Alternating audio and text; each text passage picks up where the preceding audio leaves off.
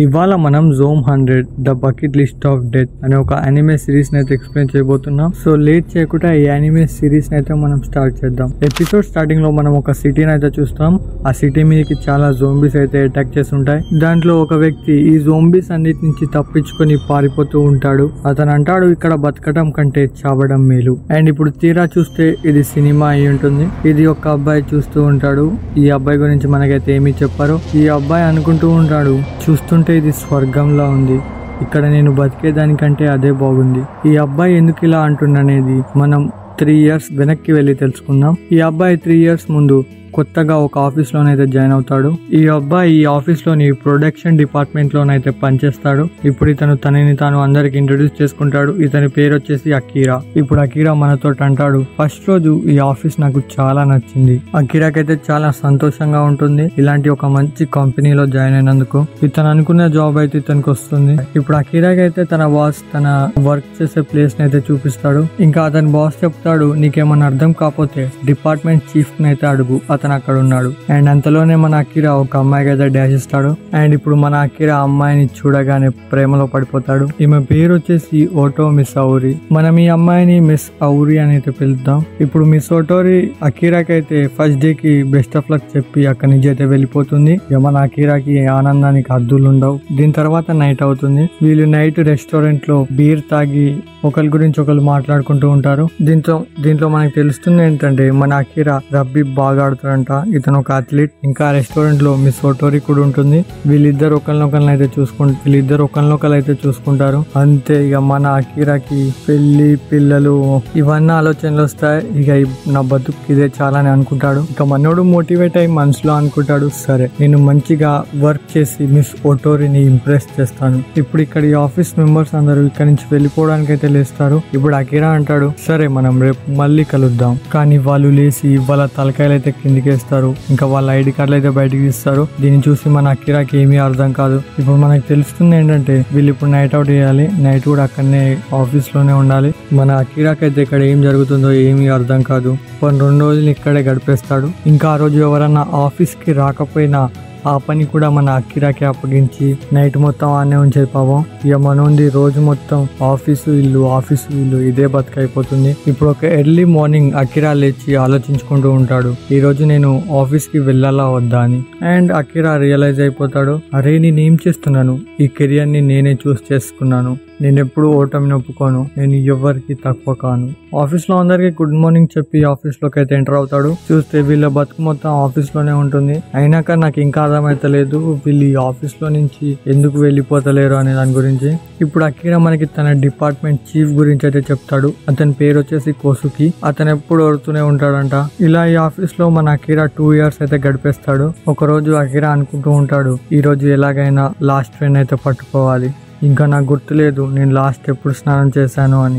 ఇప్పుడు అక్కడికి Akira department chief అయితే వస్తాడు. అతను అంటాడు, తాకాహాషి అయితే రాలేదు, సో అతని వరకు నువ్వు ఈ రోజే కంప్లీట్ చేయి. ఇప్పుడు అతను అక్కడి నుంచి అయితే వెళ్ళిపోతాడు. ఇప్పుడు అక్కడికి మిస్ ఓటోరి అయితే వస్తుంది. ఇప్పుడు ఓటోరి అంటుంది, నువ్వు తినే టైంలో కూడా వర్క్ చేస్తున్నావా, తింటందుకు కూడా కొంచెం టైం ఇవ్వు. ఇప్పుడు అకీరా మనసులో అనుకుంటూ ఉంటాడు, నేను ఈమె కోసమే ఇంకా నేను ఈ ఆఫీస్ లో వర్క్ చేస్తున్నాను. ఇప్పుడు మిస్ ఓటోరిని వాళ్ళ బాస్ అయితే పిలుస్తాడు. ఇప్పుడు మిస్ ఓటోరి అంటుంది, మనం మళ్ళీ కలుద్దాం అకీరా, నువ్వు నా కోసం వెయిట్ చేయి. అండ్ మిస్ ఓటోరి అక్కడి నుంచి అయితే వెళ్ళిపోతుంది. అండ్ ఇప్పుడు ఆ రూమ్ లో నుంచి పెద్ద సౌండ్స్ అయితే వస్తాయి. ఈ సౌండ్స్ ఏంటనే మీరే తెలుసుకోవాలి. ఈ సౌండ్స్ అన్ని విన్నాక మన అకీరా గుండె అయితే బద్దలైపోతుంది. ఇప్పుడు అనుకుంటూ ఉంటాడు, నేను ఈ ఆఫీస్ లో ఇంకా వర్క్ చేయాలా వద్దా అని. అతను ఒకసారి సూసైడ్ చేసుకోవడానికి కూడా ట్రై చేస్తాడు.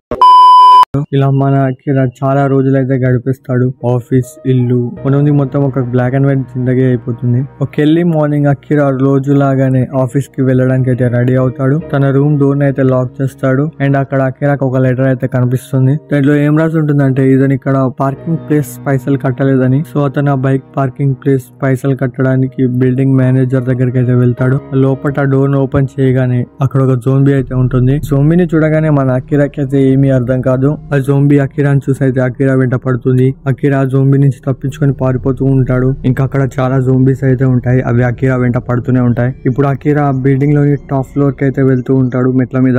ఇంకా అకిరా మనసులో ఆలోచించుకుంటూ ఉంటాడు, ఇలా గనుక అయితే నాకు ఈ రోజు ఆఫీస్ కి లేట్ అవుతుంది. అండ్ ఒక్కటేసారి అక్కడ డోర్ అయితే ఓపెన్ చేస్తాడు. అండ్ ఒక్కటేసారి అక్కడ డోర్ ఓపెన్ చేసి చూడగానే సిటీ మొత్తం జోంబీలే ఉంటాయి. ఇప్పుడు అకిరా రియలైజ్ అయిపోతాడు అసలు ఆఫీస్ లో వర్క్ చేయాల్సిన అవసరమే లేదని. సో అకిరా లైఫ్ మళ్ళీ కలర్ఫుల్ గా అవుతుంది. అండ్ అతను బిల్డింగ్ నుంచి అయితే దూకేస్తాడు. అండ్ చక్కగా ఒక పార్కింగ్ స్లాట్ లోనైతే పడిపోతాడు.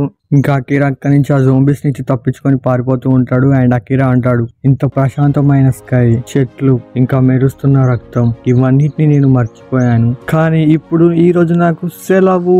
దీని తర్వాత అకిరా ఆ జోంబీస్ నుంచి తప్పించుకొని ఒక ప్లేస్ లోనైతే పడుకుంటాడు. ఇప్పుడు అకిరాకి అయితే మిస్ ఓటోరీ అయితే గుర్తుకొస్తుంది. ఇప్పుడు అకిరా అంటాడు, నేను వెళ్ళి మిస్ ఓటోరీకి అయితే ప్రపోజ్ చేయాలనుకుంటున్నాను, నాకు మనసులోని మాట చెప్పలేదని గిల్ట్ నాకు ఉండొద్దు. ఇక్కడ జరుగుతున్న సీన్ కి ఇక్కడ ఉన్న సిచ్యువేషన్ కి అసలు ఏమన్నా సంబంధం ఉందా? ఎంతైనా మనోడి ఫస్ట్ లవ్ కాబట్టి మిస్ ఓటోరీ ఇంటికి అయితే అకిరాని అయితే వెళ్తాడు. ఇప్పుడు అకిరా కాలు చేతులు అయితే వణుకుతూ ఉంటాయి, ఎందుకంటే ఆమెకు ప్రపోజ్ చేయాలి కదా. ఈ జోంబీస్ అటాక్ చేస్తాయి, ఆమె బతుకుందో లేదో తెలుసుకోవాలి. కానీ కమింగ్ టు ద పాయింట్, ఆ డోర్ అయితే తెరిచుంటుంది. ఇప్పుడు అకిరాకి అయితే డౌట్ వస్తుంది. అండ్ నేను ఇప్పుడు ఇక్కడ ఎక్స్పెక్ట్ చేయలేని సీన్ అయితే చూస్తాను. వాళ్ళ బాస్ అయితే రూమ్ లో ఉంటాడు, తను మొత్తం ఒక జోంబీగా మారుంటాడు.